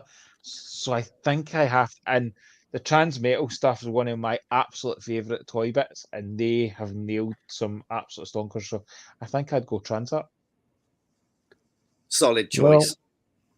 Well, I mean, I'm huge into Beast Wars, as you know, and Transart, but for the sake of being different, I've always liked MMC. I felt, and whilst Transart have now got a good reputation themselves, MMC do so much more right than wrong. So it's my IDW shelf. It's up here. You can't see it, but it's just full of MMC stuff because they just do so much right. I was looking the other day. It's one that I think Alexis has got. Is Turmoil from IDW, and you cannot get hold of that figure for love nor money. I think I saw one and it was £300, and it's like a 6-inch figure, and it looks good because he's big, you know, kind of Magnus kind of scale, if you like, in his proportions. But the MMC stuff generally at release does not cost absolute buckets. It's generally very well built. I'm very, very happy with the ones I've got. Transart is very, very good. Fans Hobby, I've only got 2 Fans Hobby, so I do really, really like them. Which two have you got? I've got the Armada Megatron and Lightning Eagle for Thunderclash. To be fair, that's two stonking choices. Like, the Lightning Eagle's on my list of I'm going to pick that up at some point. And your pictures keep going up doesn't help me put that down the list at all. I mean, I'm the enabler, but you're the one with the toy shop. I know. To be fair, you and I enable each other terribly. Oh, we are awful. We are awful. But yeah, I think for me, MMC, there's others, but for unlimited bots, to answer Paul's question, can't choose fan toys and just unlimited bots. Yeah, MMC, it floods my collection. I've got Paul some Planet X stuff up there as well. Paul, comment and say what you'd pick. Oh, he doesn't like Transformers anymore. No, he's fine. He's grown out of it. About your Transart or your Fans Project, Fans Hobby. I like when companies don't go. Fans Toys are lavish G1, first 2 or 3 years. I like when companies do something slightly different. That's why I love Transart. That's why I love Fans Hobby, because they're touching areas that other people aren't doing. And then, like you said, Fans Project touching like into Pretenders. Like that. More companies do that. Like, we don't need 16 Devastators really. We've not touched into. We've barely really touched into other than one company doing them, your Pretenders, your Power Masters, get into those lines, get into those later ones. That's why Transart probably stands out when you look at Transmetals, because nobody's done them since. That's why Trans Project stands out, because nobody does the stuff like the Glacial Lord is one that if I ever see that as a full set, and I never have, I've only ever seen it like I like to buy things like that in person. If I saw them as a full set, I'd probably cave on it because it always looked so fun, like so fun. Can I grab it? Shall I grab it for posterity? Oh yeah, he's got. I like how he didn't wait for an answer for that. That's beautiful because that is so different. Like, do fun things. Like, I like when when it gets to everybody's doing similar and it's just slightly different. It's very saturated, isn't it? Because it's this is why like Transart do a good job. Oh, there it is. Look at that. Look how much fun that is. Full screen. It's just so fun. Yeah. Let's get you big screen. Look at that. Wow. I mean, that's just big, bulky fun, isn't it? Yeah, it's G1. It is pure G1. That's the thing. Is that a character that actually exists, or is that made up for the thingy? Yeah, it's completely made up. Okay. Like 6 prehistoric animals. But you can see straight away that's got enjoyment factor. Like you can get that, and you're like this is brilliant. The ports are Scramble City ports. You can fit in whatever. Oh, that's amazing. I didn't know that. Oh, Jesus, it has gone up my list as well. Rudy's being a dirty enabler now. But it does so much more than be Scramble City. Like the bodies form the head. So they turn into a little cube that you put in, and then it makes the combining port. Like the feet go onto the backs of like these bots. Everything is completely contained in there. Oh, brilliant! It's a bit like fits into the other robots. Everyone needs a prehistoric reindeer in their collection. Yeah. I mean, it's like what I've said when I got G2 Megatron just recently, just because I wanted him in my collection. As I said, he's as articulate as a fridge, and it's the same with that. It's got. He's brilliant, isn't he? But it's amazing. Absolutely fun as hell. It's so good. But I do take your point though, Moff. It's like I like it when a third-party company. This is why I have a little bit of respect for Iron Factory, even though I'm not a Legends collector. I like the idea that their designs are completely different and no one else is doing it. And it's a bit what if, what if they were all samurais? This is one reason why I like the Kang Toys Predaking. I'd like any Predaking though, let's be honest. But I like the idea that it was jagged, a bit more feral, I felt. So I thought that was quite cool. But you're right, if we've got X-Transbots, MMC, Fans Toys all doing G1 Devastator, how many G1 Devastators do we need? To take it back to Transart, I am counting down the days that they reveal that they're going to do like a depth charge. No, not depth charge, a rampage. Well, depth charge on the pre-order, but depth charge. But depth charge and rumor is that Rampage is listed because they did do a translated listing saying what they got coming out allegedly in June. It's going to be Silverbolt. Oh, I cannot wait. You've got him in tank mode, have you? No, that thing is just no. Like that thing is still stunning, like absolutely stunning. As is depth charge, and I'm like you. I'm like, I cannot wait. And we talked about not being Legends collectors. I've pre-ordered both I can't remember who's making them, but they're kind of like the Iron Factory kind of version, Iron Wolf or something like this. The ones that are kind of samurai versions of Depth Charge and Rampage, because I just thought they look fun. Like again, it's something different. But the day that we get that from Transat will just be just vac metalized plastic. It's another level. My Rampage that I've got there that Graham just held up, he's quite battered. He's missing ball jointed legs. He's also missing. He actually doesn't have a robot leg anymore, so he's quite well played with. I love that toy back in the day. I do. Like the color, I loved Transmetals. Just were genuinely one of my absolute favorite lines because the chrome on them stunning. The little bit of fun of having the kind of whether it be a tank mode, whether it be rat traps, car mode, were just fun. And then you had your rub signs, like it just hit something special. Oh, and then Transart didn't get this one right, though, did they? No, it's better than the original. I think sorry, so. mate. No. No, you don't think so? No. No, The original You're one allowed was to be fun. wrong. You're allowed to be wrong. It's fine. It's my show. I'm never wrong. But yeah, okay, Alexis, come on. But it's like I remember we ordered stock of the Optimal Optimus, and I remember saying to Greg, I'm not telling you what it comes with, but it comes with an accessory you'll never guess, and it shows the company gets what they're doing and what they're producing. And when Optimal Optimus comes, and I think some of others came with white gloves to make sure that chrome stayed chrome. You know that company gets it and cares. That impressed me. That I was like, I like this company for that aspect. That's nice. I did that when I got a couple of reviews, and the thing is, I was wearing like a sort of a navy jumper at the time, and I really did feel like Mickey Mouse. I just thought this is silly, but I've got 2 pairs of those gloves. The Trans Art are doing wonderful stuff. I would say that I'm a massive Beast Wars fan. I do still stand by the fact that I think the original Transmetal toys back in the day are still some of the best toys ever made. But I do say that as well. Going into RID and an early Armada, there was a good, fun era of toys. But that's just my opinion. Drew, sorry, you had a little bendy finger there. I was just noticing Mr. Nipples was asking about any non-TF pickups this week. I just wanted to address him because he seems to be feeling a bit poorly apparently in the chat. So, get well soon, Nips. So, any non-Transformer pickups? I'm probably going to have to do something to my wife's car at some point, so that's going to be an expensive one. Probably going to involve new electronics, but that's about me. I got fish and chips at the seaside. I got that. That's nice. So, Spider-Man doing what? Ultimate Spider-Man. Oh, they're doing another run of the Ultimate continuity, but it's all a bit different. All gone a bit square. What about you, Rudy? Anything non-Transformer?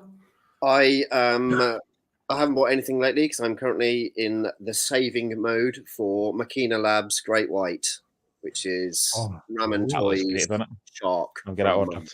Yeah. Halfway to how much it costs. So there you go. No choice for the next couple of weeks. I'm kind of similar. Famous last words. Yeah. I'm putting my money into my basement at the moment. I need to go through a wall. But head over to my channel because you can see the stuff I've picked up quite recently. As always, head over to... Well, talking of channels, I suppose it's a nice segue, actually, because, of course, Rudy has set up for Bots at Home some time ago now, but it was great fun and still well revered at the point in time when it was done. Thank you very much for doing that, Rudy. And it's nice to give you a shout out because that was brought up recently at a time when we were all just locked down at home to have a nice little festival vibe. And that was more or less kind of my start on YouTube as well. So that was something that I always think back quite fondly on. So thank you for doing that. Moff, as well, you've been doing a lot more weekly videos now, haven't you, with Primetime TV, which is nice. Seeing PTTV up coming up, so you're getting a lot finding more. Finding our feet. Yeah, it's nice to see. And we would be remiss not to mention that someone has actually finally done a video, despite. Well, it's for my non-premium members because Because what do they get? What do your premium members get? Exclusive live shows at about 3 o'clock in the morning. Do they really? Oh, Drew, just saying, Drew has never produced a bad video, Ian. Not all of us can say that. Drew certainly can say that. That's passive aggressive. I feel attacked. Graham. What's that? Have you watched my free one? No, I haven't. There you go. I've been busy. I've been a busy man. I might disappoint you now because I'll put one out for free. Oh no! Yeah, what he did. He has said that his threshold was 25 subscribers. He would be putting up a video when he's actually got a whopping 26, 27. 27 now, yeah. 27. So do head on over to C4 Dartmain. Yep. So we got to draw off a few more to get to 50. So for the people who have decided to spend this evening here, do subscribe to C4 Dartmain just for shits and giggles. But. Oh, well, you don't have to, but it'd be nice if you did.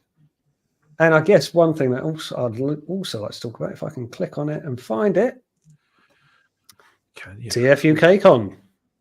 So 11th of May, next Transformer convention coming up. How many tickets remain, Graham? Think of a number. I'm not going to say that's wrong. Single digits. No. Single No, digits. that's wrong. You're wrong. There's 15 left. We had sales overnight, so I don't know exactly because I've not updated them because I've been away out all day. But we're single digits. I still think we'll sell out. I'm confident still we'll sell out. Because last year there was like 2 or 3 people turned up on the day. I would prefer to sell out beforehand so that we can tell people don't turn up on the day. I'd hate somebody to turn up and then they're like, don't. We probably could squeeze 1 or 2 in, even if we did sell it. To be fair, you don't want to send people away, do you? Did you say you've got a bit out in the garden? There's a garden area. Yeah. So there's a garden area that people can go out and have a beer in. So I'm hoping the weather's like this. Like I had beautiful weather today. It'd be great to go to have people go outside and have a drink outside. So I'm thinking if you sell out, you could do half-price tickets as long as they stay out of the garden and look through the window. That's a bit torturous. They can ask people to send Transformers out to them if they want to buy something. Well, just like hold them up in the window and go, you see this? We can't come in and have it. It's not for you. He'll take your bank card off you and wander in and buy the Transformers. 100%, I would do that. I'll make sure the sale happens. Don't worry. Lee's got a nice countdown on the go. 20 days, 11 hours, 13 minutes. No, so at this point, I'll actually be able to relax. Like we've talked about, like at this point, I'll be relaxed. I'll actually be able to chill now. I can't wait. And then you can also don't forget you can also buy these wonderful t-shirts. Yeah, yeah. Let's these. Go on, let's have a look at yours. Very nice, very nice. I'll see what. Why you put it over your head? Well, it's easy if I move the camera, it'll probably fall over. Yeah, very good, very good. But yeah, it's going to be my first experience, so it's going to be a good one to see and do. And how's the agenda coming along? How's the itinerary? I would have said it was settled until the other day when we secured another guest. So I just need to decide how I'm fitting that. So I announced that last night. So the artist Lee Bradley, so some of you will know him. He did do some work in the Titans Transformers books. He reached out and asked if we would like to have him along, and he was on my list. So you and I have talked about seeing. I have my preparation done for 2026 con because I am I know that's the 40th anniversary Transformers movie, and I'm really looking forward to that. And Lee did a stunning piece of artwork for Transformers the movie, which is what I've got signed by Cullen and Wilker. So he was on my list of future guests. So when he reached out, I was like, yes, let's make it happen. So and then we also secured another person trading. It's not a trader, it's a person trading last night. I'm not going to share anything about it. I'll share that in private because the person kind of doesn't know. It's an interesting one. I'll share it later. I'll share it after, maybe I'll share it on a day. So there's me thinking it's going to be a nice scoop. No, it's not. It's just a nice. It's a nice story. So I'll share that with you later on. But yeah, so we're. I'm just imagining now that they don't, as you said, they don't know. You're going to burst into their house, grab them and their collection. Yep. Yeah, pretty much. We do not sponsor kidnapping here. We're a good place. The schedule is pretty much done, to be fair. Like it is just a case of Lee's will be a minor intro. It won't be a full-on interview because I'll bring Lee along. I've asked him. I'm hoping that Lee will now come and will come back next year and come back again the next again year. We've chatted. Both of us have the same love for Transformers in the movie, so I'm hoping he's a lock-on for that one. And I would like to bring him next year and have a proper chat with him. I wouldn't want to just squeeze him in and not really give him the chance and then just that be it one and done. So hopefully we'll get him back again next year as well. But Lee is lovely and produces phenomenal artwork. I've got loads of his art, to be fair. So if you're somebody like me that likes a little bit of multiple 80s stuff, he does some phenomenal pieces that have kind of got a montage of stuff in them. So I'm hoping he'll bring some of that along. So he'll be there. So we've got more traders than we've ever had, with more and guests than we've ever had, with more attendees than we've ever had. The hall's bigger. It's got that, the opening. in the previous one, you had to go way out to the reception to go outside, whereas this has got the opening out to outside. So if it is nice, when we have breaks, and there are breaks through the day, there will be party games throughout the day. There will be at least one version of Part the Parcel through the day. And then there will be evening entertainment as provided by Transformers the show. So it is I'm incredibly excited for it, and I'm really looking forward to sharing. The one that I'm looking forward to seeing people react to, because I'll be able to watch people react, is the Bob Budiansky interview. You know, like I pinched myself last year sitting chatting to Simon Furman. Meeting Bob Budiansky was incredible. And then I brought on Russ, Jamie, and Andy to ask some questions as well. So no, that'll be a good one to watch. I'll be able to sit back, and I've done the interview, so I can just sit back and enjoy it and listen to it and have a beer and see people's reactions. My request for next year would be to get Don Fig. I say Fig because I can't pronounce his surname. Figueroa? Yeah, Figueroa. That's what I would have said. Yeah. We have got options for next year. The challenge will always be cost. We do not, run. I'll row him across for you. Huge profit. We do have a potential star headline guest for next year. You're welcome, Andy, always, sir. We do have a potential really impressive star guest, he's the one that's asking us to make it happen. So hopefully we can get that across the line. We're going to hold off with any real stress on it until this one's over with. We want to see what this hall's like. We want to see where we're at and see what we do going forward. But I have my preferred options. I know what I would want next year and what I would want the next again year. But we're a committee and we'll decide together. And it also depends on availability. The TFN guys talk about it. There's some people you ask and they're like, they want lots of money. We can't pay anybody anything. It's just a case of come along and we'll put you up and we'll keep you happy. But hopefully, that's it. The bit is for each of these artist guests, go and buy their artwork, go and buy their stuff, get stuff signed by them. It helps us bring people along. Simon has been the best person to have involved. He is such a big supporter. He lined up Bob Budiansky. I'll say it on the day as well.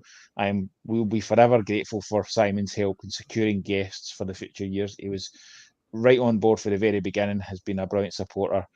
So please buy stuff from Simon and the rest of them. But it's going to be an awesome time. And Ian's going to be doing part of the YouTube. All the best YouTubers plus Ian. Why do I invite you in on? Why did I bring you here? I mean, I'm looking forward to it. I would love to know what I'm actually going to be doing. So I do hope you share it with me at some point. I don't know. It's a round table. It'll just be a chat amongst yourselves and then getting people to ask questions. You weren't there last year, but last year there was people going like, how do I set up a YouTube channel? How do I start? How do I progress? Same questions that I'll ask. So that's what it's really about, is giving the people a chance to speak to people like yourself who have been there, done that, and started YouTube channels and got up and don't know what question will be asked, but that's the fun of it. I'm happy as well if anyone's got a copy of Wrath of the Titans, I'm happy to sign it and devalue it for you. Well, thank God you're here, Drew. Thank God. But just to quickly finish off on this, you can see the scroll at the bottom of the screen there. If you want to get your tickets, there is a couple of codes you can use, and be remiss not to mention my beloved code that it gets thrown around everywhere, which thank you, Moff, for announcing that if you go onto Primetime Toys, you can pick up a ticket for TFUK Con. You can enter code FIRE1. Other codes are available, but we don't care about them. Thank you, Drew. You need to spell it incorrectly. But for a website that uses Z for toys, I can't really slag. I was going to say, get in your lane, would you? But yeah, you can get £5 off. Listen, I mentioned your code last night. I mentioned mine, but I mentioned yours as well. So, I'll keep you happy. Clearly, hierarchy, just natural order of things. Yes, Andy, you do know. If anything, if people would know that without knowing what it is. You can use it anywhere. But is it true that at your wedding speech you said to the missus, use code FIRE1 to complete this? No, but I did come out when we got introduced as Mr. and Mrs. McLean. I did come out to Stan Bush's Dare, which was really cool. You're brave, man. Well, I ended my wedding with the Ewoks Nub Nub. The greatest Star Wars song of all time. Amazing. That was awesome. That's such a you thing to do as well. But and of course, Rudy, I don't know if you'll be attending TF Con, but I did see you last year, wasn't it, at TF Nation in August? Do you have any plans for August this year or TF Con? Sadly not TF Con, but the plan is for TFN this year. Oh, I'm not going to miss the 40th, but I think it's going to be full family. Oh wow! You had a few young ones in tow, didn't you? I did. It was me and the twins last year. But this time, I keep think trying to convince my wife to do that as well. It might be my wife and my daughter as well, because we have family in Bourneville, which is literally a train ride away from Birmingham. So yeah, they won't be there the whole weekend. The Bear Grylls thing. Indeed. I don't know if they'll be there for the whole weekend because it's a little much for an 18-month-old. And my wife likes antiques and collectibles to an extent. And she came towards our assembly for one day, but I don't know if I can let them endure 3 days of nerding out. I used to bring I brought my wife in when she was pregnant to the first auto assembly on the proviso that I let her go and relax in the spa for most of it and not annoy her. And then I brought her when Jamie was 7 months old, and she was just so tired. She was like, I can have a bed. You take the boy around the room and I can just go and sleep for most of the day. So she had a ball. She just slept for most of the 2 days, and I just pushed the wee fella around. And then I'm bringing not just my wife, kids this time for TF Con. I'm bringing my parents as well. So nice. I'm proper going full on family. My mum and dad are coming to help with the kids because the kids are desperate to come down to a convention, and I'm kind of desperate to come to TF Con because I'm interviewing. But I was like, well, my wife kind of wants to hang about with the crew, so I talked my mum and dad into coming, and so I'm paying for a big penthouse and a penthouse apartment and a hotel room, so expensive. But I mean, considering all of the think of the toy fairs you come down to now and the conventions as well. You might as well move down here, Graham. Just relocate your entire life. It would be easier. I was literally planning another trip down to Manchester in August. There's a Hot Wheels experience, interactive kind of experience in Manchester. So I'm thinking of taking my youngest down for that one, because I took Jamie, my oldest, to loads of things. There's like 5 years between them, so I took him to loads of things on his own when he was younger, and then when he's been a bit older, because he's that bit older, I can take it with stuff. Like I'm taking it with a toy fair at Christmas and for an overnight, but I've never done that with the youngest. So I'm thinking I'm going to take Sean to this Hot Wheels thing in Manchester. So yeah, I think I'm down pretty much 6-7 times this year for toy fairs and conventions and stuff. So you're going to know the roads, aren't you? I mean, I'm doing UK Con and I'm looking forward to it. I am looking forward to Big TF Nation as well. Mostly because I booked the Sunday night this year. Now, I've said this before, and I think a lot of people have. They go home on the Sunday, and I've done that before. But it's nice to be able to fully enjoy the convention without packing up and legging it home. At least say Sunday night is chill, and then you can make your way home on a Monday. So I'm looking forward to that. And as Rudy said, it's a 40-year. It's going to be something big. You think it's got to be? It will be. I was there at the Auto Assembly did the 30th anniversary, and it was great fun, like a really fun event. And I think this year will be even bigger at the event.